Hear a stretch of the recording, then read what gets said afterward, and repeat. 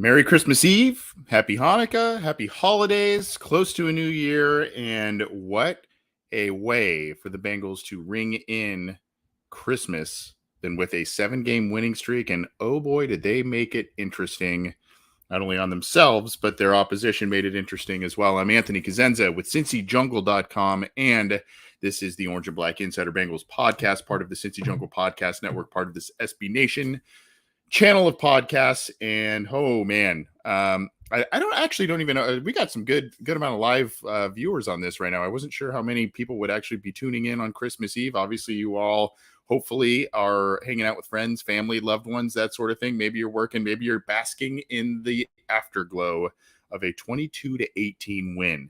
Man, a lot to get to on this one. This is one of those things where you can kind of chalk it up and say, was this character building? Was this signs of some nicks in the armor, so to speak? Was this something where you say, hey, this team finds ways. They find ways to win. I will say this, because I don't want to talk about officiating. I don't like to do that. There were obviously some things in this game where you go, that's probably not what my eyes saw, but that's okay. I like this one from Bruce Gaines, and hello as well, Bruce. You gave me a nice salutation. Hello as well. A wake up call. That is good. Mike Holbrook, good friend, Mike. How are you, sir? Good to see everybody here. Look, I'm just going to say this, okay, and take this for what you will. DraftKings, whom SB Nation has a partnership with, the opening odds for this game. I'm just gonna point this out for you, okay. The opening odds for this game was early set at, do you want to see what the line was? -4. That was early in the week, December 18th. Was -3 on the 13th, earlier this week, -4. Do you want to know what it was on other outlets as well? It hovered between 3 and 3.5, and the end score was 22-18.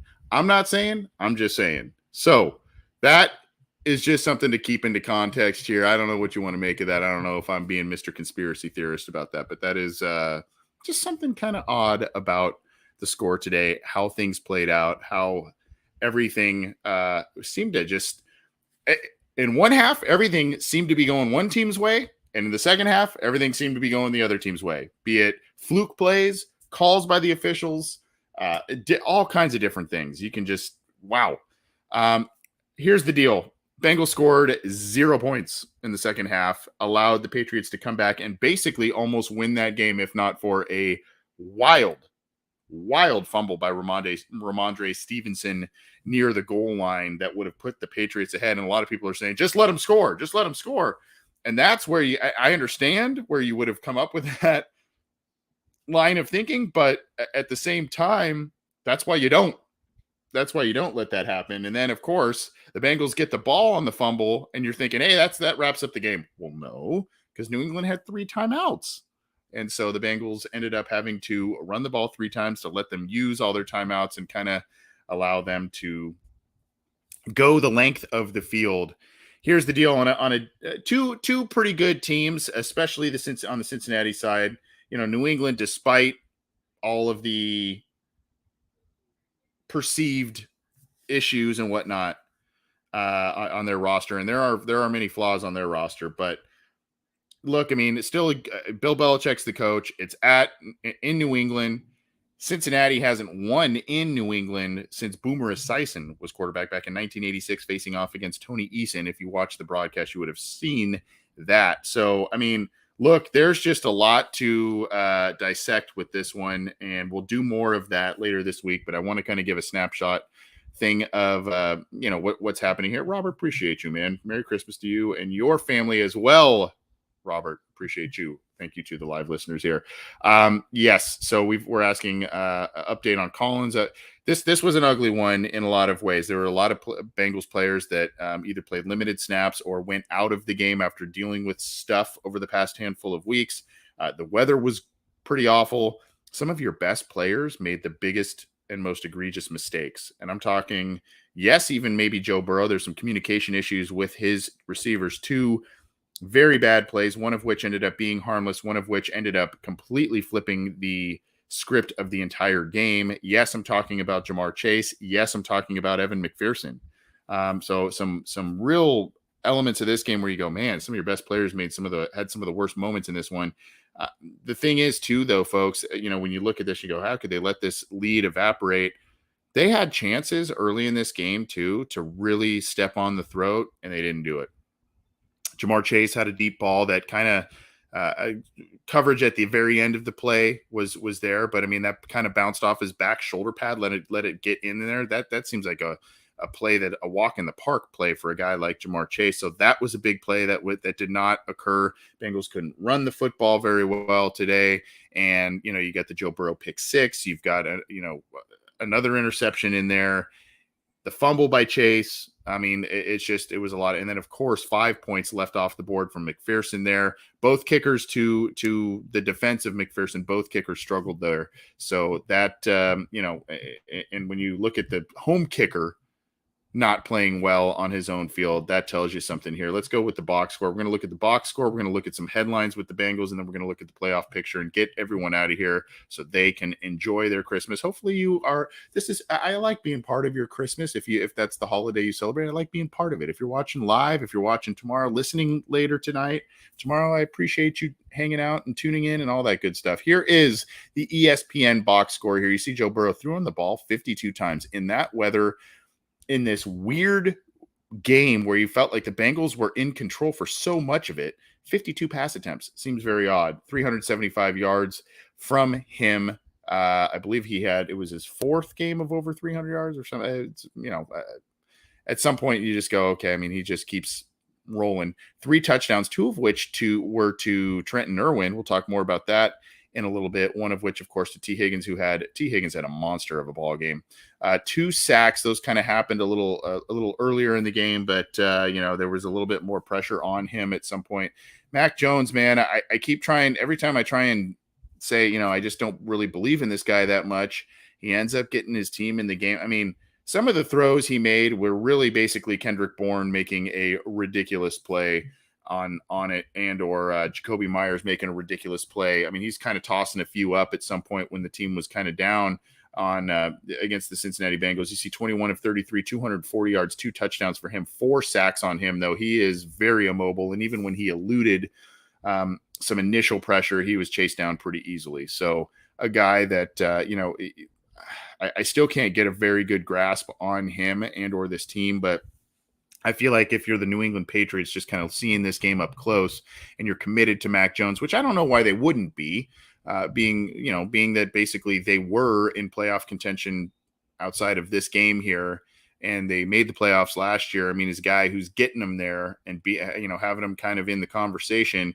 I think you really need to, just with him as opposed to Tom Brady, obviously, you're going to need to get him some elite weapons, get him, a really good wide receiver. I like what Kendrick Bourne what Kendrick Bourne brings and what Jacoby Myers brings, but these kind of seem like supplemental weapons. You need that guy if you're New England, but that's a different conversation for a different time. Ramondre Stevenson, a guy they like to ground and pound, 13 carries for 30 yards in this weather in New England.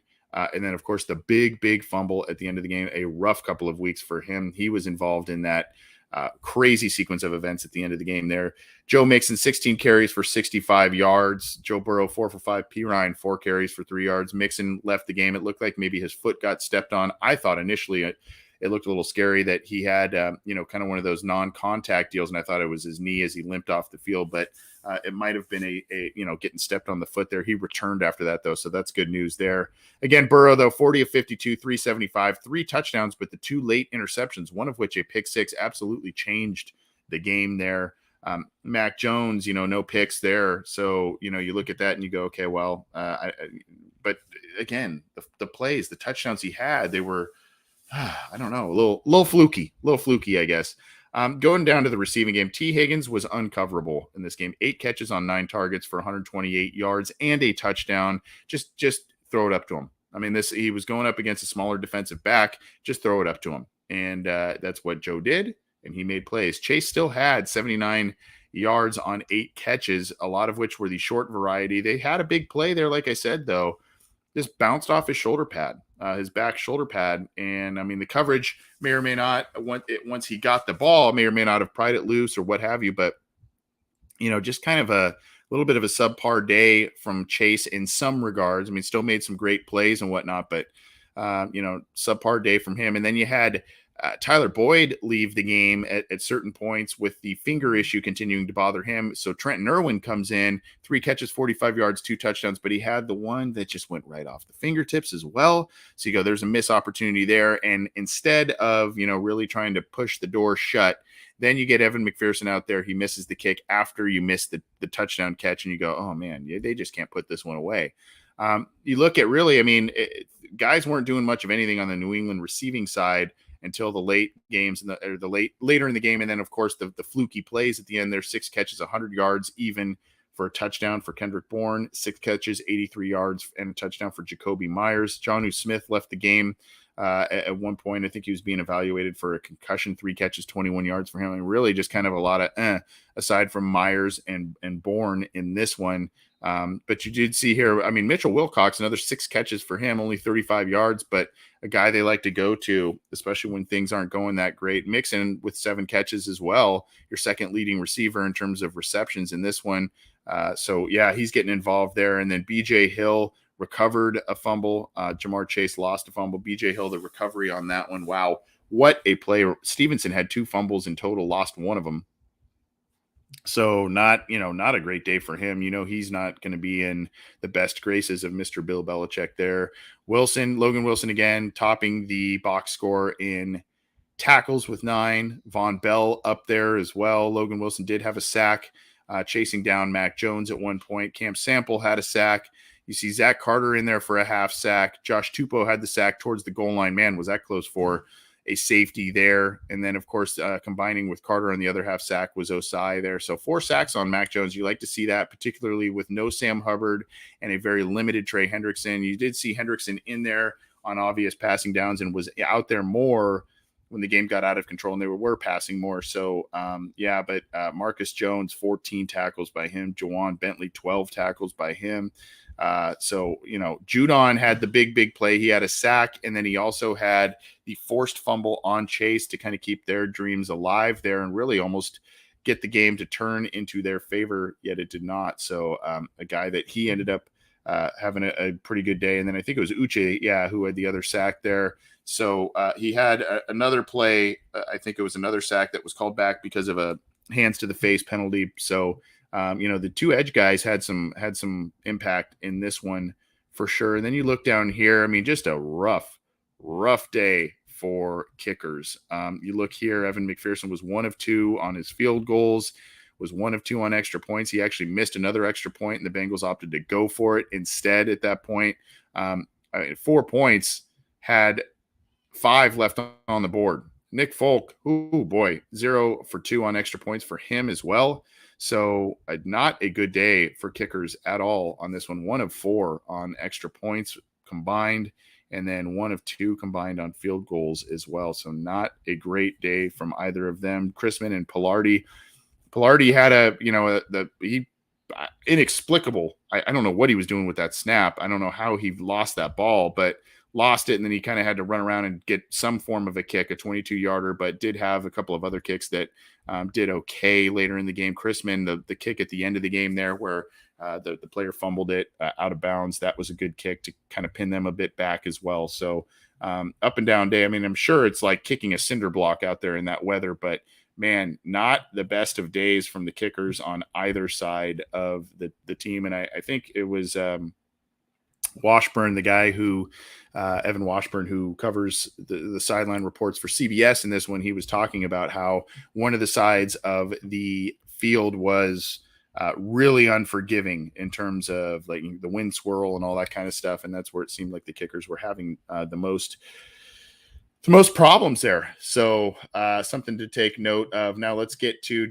I just want to show this real briefly. We don't need to get to a lot, but just really a tale of 2 halves and 2 games within a game, really. I mean, that's just kind of how this one looked. And when you go to the play-by-play on ESPN as well, here you go. You got touchdown, field. I mean, they were moving. And even this field goal, that field goal drive, that seemed to be, something that where they could have done something. Interception there, but then a touchdown right before the half, and you're going into the half 22-0. You're feeling good. The Bengals did not score a single point for the final 2 quarters. That is very, very uncharacteristic. And you see here, punt, interception, touchdown, punt, missed field goal, which, by the way, was the one that had the missed touchdown on 3rd down right before it, fumble, and punt.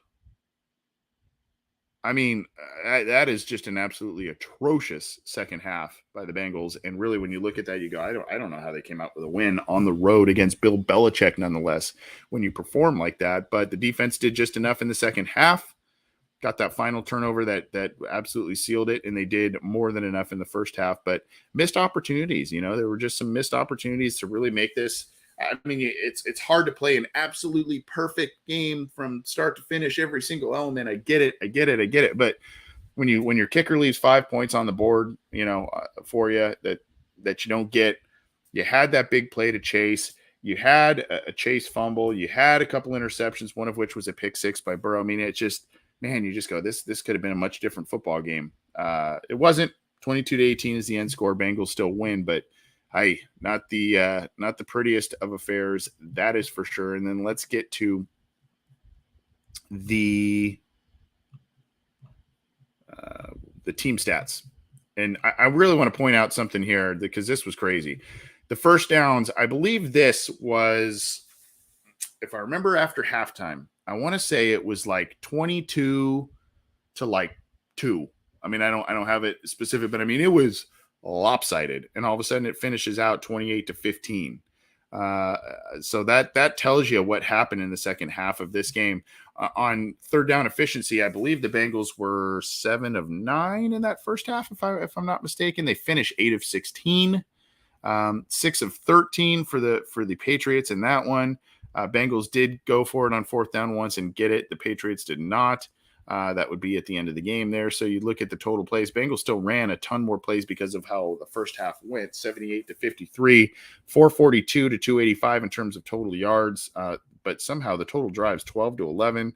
I mean, you just see somehow the Patriots just kind of clawed back into this thing and made it a game. And you look at the penalties. What an ugly, ugly game from that standpoint as well. The Bengals 8 for 62, 10 for 82.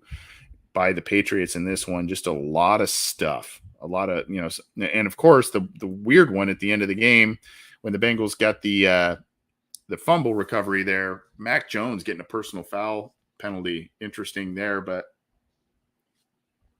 Cincinnati has the ball for about 13 and a half more minutes. You look at this stuff and you go, man, they just should have dominated this entire game. And they were when you look at these stats here, but doubled them up on sacks, 4-2. Didn't allow them to do much of anything on the ground. 61 total yards rushing by the New England Patriots. You see the yards per rush 3 to 3.8. Bengals weren't doing much of anything on that one either. So I don't know, just a lot of things where you go, man, the Bengals were really in control of this one and let it really get away. And unfortunately, it was kind of just missed opportunities and the Patriots taking advantage of fluky plays. But I think this is a bit, when you in the post-game interview with Joe Burrow on the field with Evan Washburn, he did not seem overly satisfied with how this thing played out. He did not seem overly satisfied in terms of, their performance as a team and whatnot. They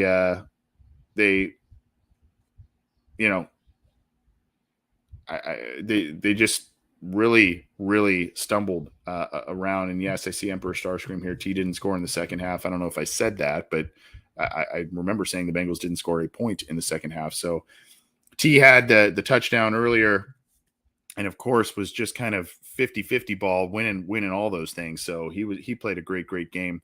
And so Cincinnati, it's one of those. I guess it's a learning experience.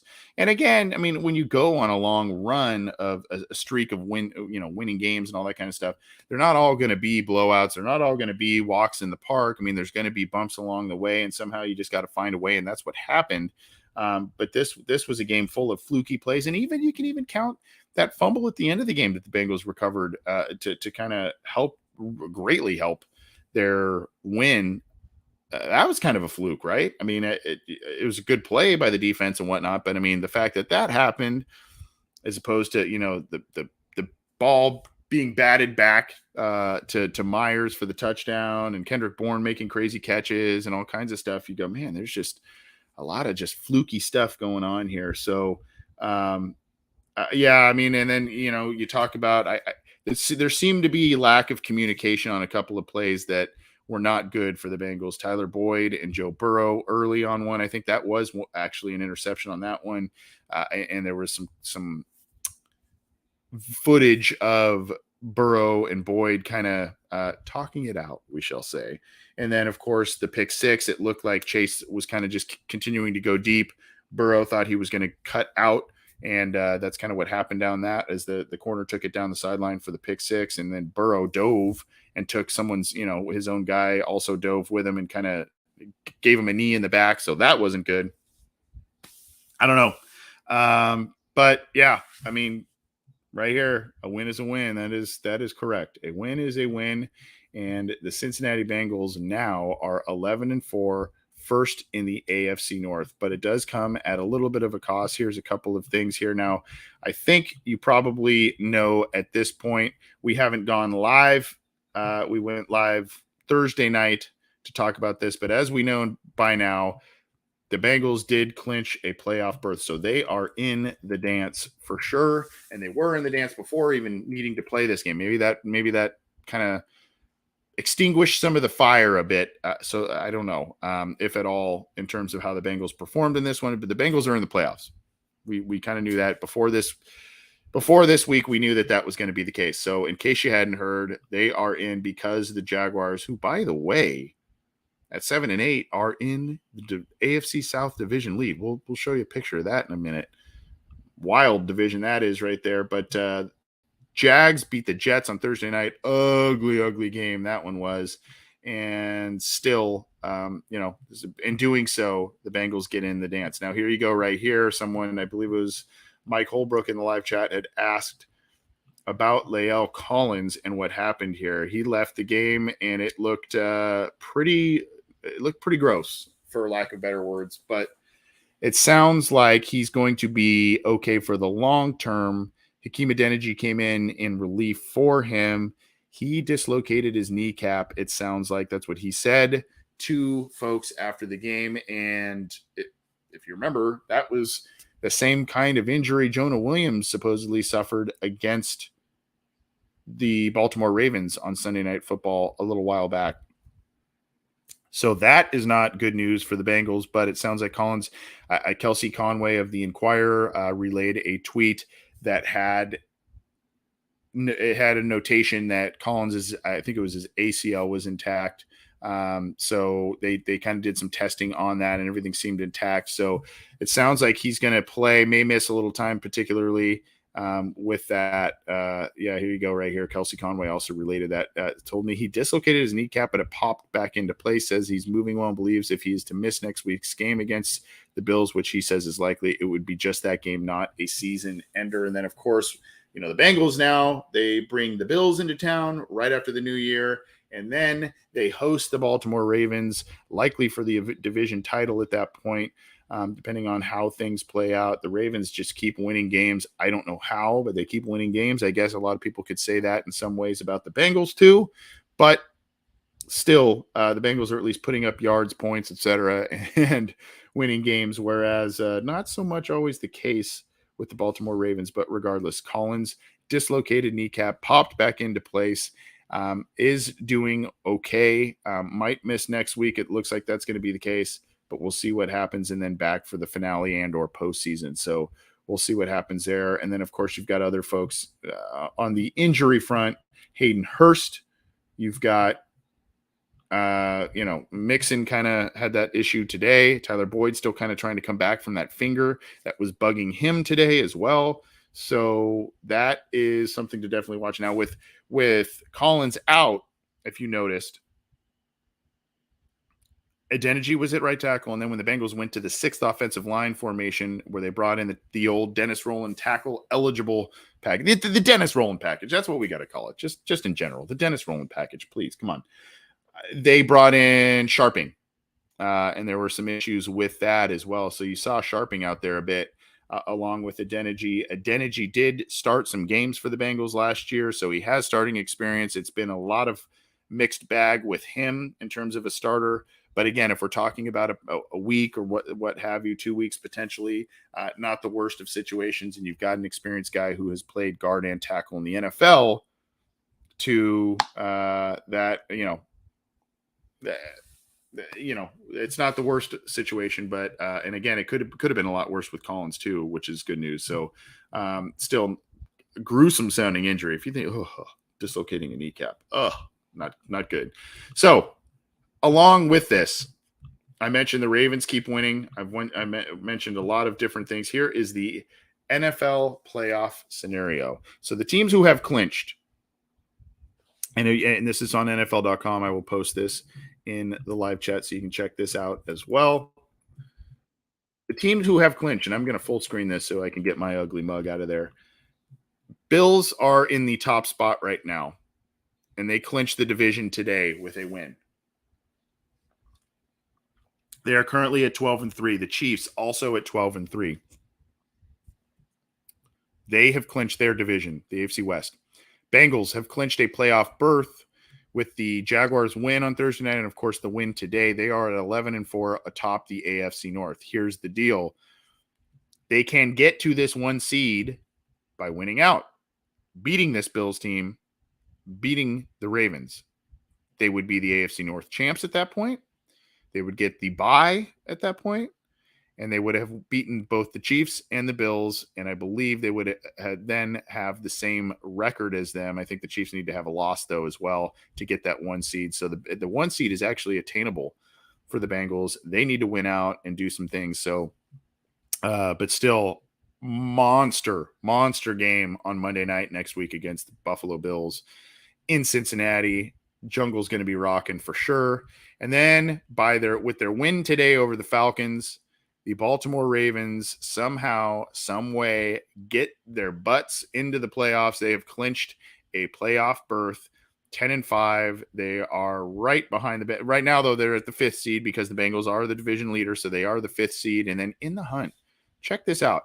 The 4th seed right now are the Jacksonville Jaguars at 7-8, not the Tennessee Titans. The Jacksonville Jaguars are the 4 seed right now. You've got the Los Angeles Chargers right now as the 6th seed. I believe they're playing the Colts right now. I'd have to double check, but they are the 6th seed right now. And then you've got the Dolphins as the 7th seed. Actually, some really, other than this surprise team. And by the way, this team's starting to look kind of scrappy, the Jaguars there. So watch out for them. But a pretty good bracket of teams, really, when you look at the talent on and the quarterbacks and everything on these teams. Look at this. You got Tua, you got Herbert, you got Trevor, you got Lamar when healthy, you've got Burrow, you've got Mahomes, and you've got Josh Allen. I mean, really, those are more or less the top quarterbacks in the NFL, depending on what order you've got here. And then, of course, on the other side, you've got a slew of different teams. The Eagles at 13-1, still atop everything there on the NFC side. The Vikings just keep finding ways. They kicked a 61-yarder to win today. Unbelievable. 12-3. The Niners, they keep cruising. They're 10-4. Cowboys are 10-4. The Bucks are the division leader at 6-8. Okay. Giants have the 6th seed, 8-6-1. Commanders at 7-6-1 have the 7th seed. And you look here, I had thought the Patriots were going to be eliminated with this. Maybe not. They are still on the bubble. Same with the Jets. And here's the Tennessee Titans. What has happened to this team? What were they, 7-3 or something when they hosted the Bengals? I think 7-4, and they have just lost game after game after game. You got the Raiders who play the Steelers tonight, Sunday night. They are back in it thanks to that wild win against the Patriots last week, and the Steelers somehow are hanging around as well. Other teams, Packers are still alive, Lions are still alive, Seahawks are still alive, Carolina Saints, I mean, they're kind of still alive. So that is a look at the playoff picture. The Bengals currently hold the 3 seed and the division lead at this point. Bengals beat the New England Patriots, hang on, get to a 22-0 lead into halftime, and let it evaporate to 22-18. They still win, almost very, very narrowly avoided a defeat. Doesn't matter. They win the game. They improve to 11-4. and they are right in the thick of things going forward here. So you got to just take this one, I guess, for what it is.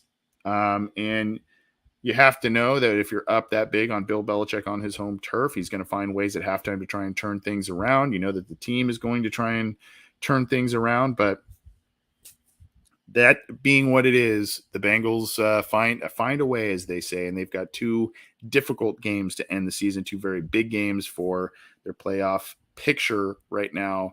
But they are one of the league's best, winning 7 straight and getting to 11-4. Unbelievable. 22-18. They beat the Patriots on Christmas Eve in New England in the cold Northeast. So that is going to be that. Things got to change a little bit for the Bengals, though. They're starting to turn the ball over a little bit more these past couple of weeks. And they just can't really do that. They can't afford to do that when they were playing their best football. And when they have played their best football, they're not making those dumb mistakes. So they cannot turn the ball over, particularly when you are facing a Bills team, a Ravens team, and whoever in the postseason. You got to clean those up. The 8 penalties today, ugly. Got to take care of that. And they've got to find a little bit more balance in terms of running the football and doing some different things. But I did like that with the injuries again. Injuries on defensive line, they found ways to get after Mac Jones. Mac Jones is very immobile, but regardless, they got 4 sacks on him. That was a big deal. And, of course, the Bengals just did a lot on defense to kind of smother things and do different things to find ways to win on defense. And I love that DJ Reader calls Lou Anarumo the mad scientist. They talked about that on the telecast today a couple times. It's a good moniker for him. But, yes, everybody – the last 2 games are in Cincinnati. Seeing a lot of comments about that. So that is a big deal. The Bengals, man, they got through this stretch beating a lot of tough teams. And I know they've got 2 more coming. But when you talk about this stretch of games, this win streak, you're talking the Titans. You're talking the Chiefs. You're talking the Patriots. The Bucks. And a lot of these, 3 of those that I just mentioned, were on the road. So big wins. They are finding ways to get through the regular season and into the postseason, marching through it.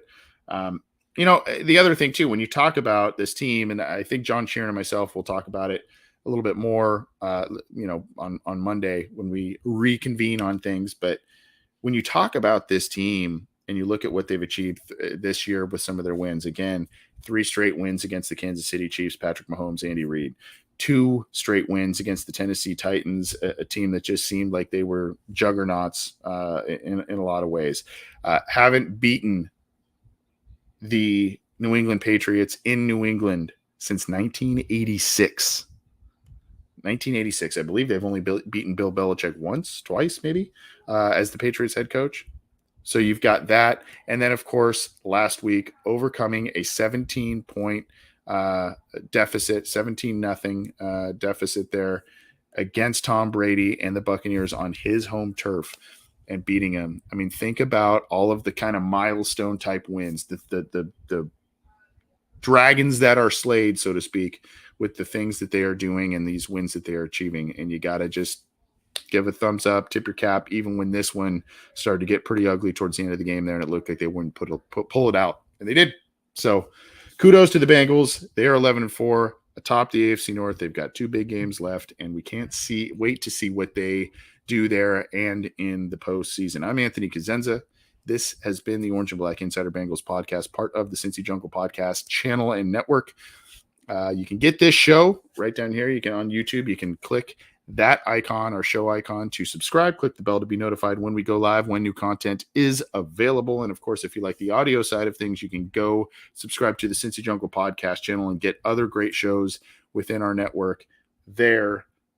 And all of it's on iTunes, Stitcher, Spotify, Google Podcasts, iHeartRadio, all of the major ones. We are there. Go check it out. Leave us a rating if you could. That would be awesome. Appreciate all. We got a lot of live viewers. This is awesome. And it's Christmas Eve. I know you've got a lot of cool things you could be doing. And you're hanging out with me. I appreciate it. So I was on borrowed time because I got 2 sick kids right now. But I still enjoy doing this and bringing you all kinds of Bengals coverage. Hopefully you enjoy it too. Appreciate all of you. Happy holidays. Merry Christmas. Happy New Year coming up. Happy Hanukkah right now. All of it. Appreciate all of you. We will talk to you soon and enjoy your holidays. Bengals win 22-18. They're 11-4. Let's go.